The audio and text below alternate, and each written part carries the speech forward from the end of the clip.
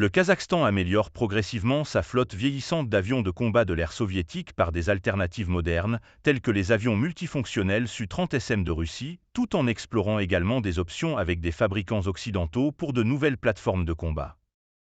Dans le cadre de cet effort de modernisation, le gouvernement kazakh a annoncé en octobre son intention de mettre aux enchères 117 avions de combat et bombardiers de l'ère soviétique, y compris les intercepteurs MiG-31, les chasseurs-bombardiers MiG-27, les chasseurs MiG-29 et les bombardiers Su-24 datant des années 1970 et 1980.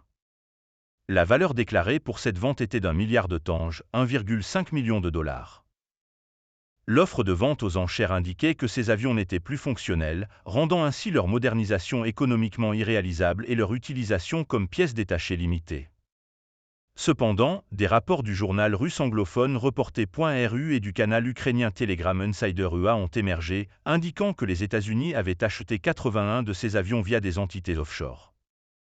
Les avions transférés comprenaient des MiG-27, MiG-29 et Su-24, rapporte Kyiv Post. Bien que la raison de l'achat n'ait pas été divulguée, il y a eu des spéculations que, étant donné que ces types d'avions sont déjà en service en Ukraine, ils pourraient finalement être transférés à Kiev. Il est suggéré que les forces armées ukrainiennes, AFU, pourraient les démonter pour des pièces détachées ou potentiellement utiliser l'avion vieilli comme leur dans un aéroport.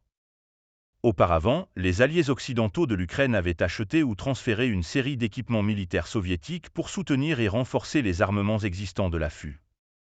De plus, le Kazakhstan semble renforcer ses liens avec les pays occidentaux et cherche à réduire ses liens historiques, stratégiques et militaires avec Moscou.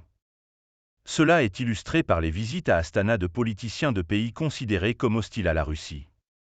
À l'automne 2023, le président kazakh Kassym-Jomart Tokayev a visité l'Allemagne et a souligné l'engagement d'Astana à suivre les sanctions contre la Russie, tout en confirmant le désir du Kazakhstan de coopération globale avec la Russie, avec laquelle il partage la deuxième plus longue frontière au monde. Cette semaine, le secrétaire aux Affaires étrangères du Royaume-Uni, David Cameron, a visité Astana et a finalisé des accords sur le commerce, l'éducation, l'environnement et l'approvisionnement en minéraux. Cameron a reconnu la position géopolitique délicate du Kazakhstan, entouré par la Russie, la Chine, l'Afghanistan et l'Iran, et a offert le soutien de Londres pour résoudre les problèmes émergents dans cette région complexe.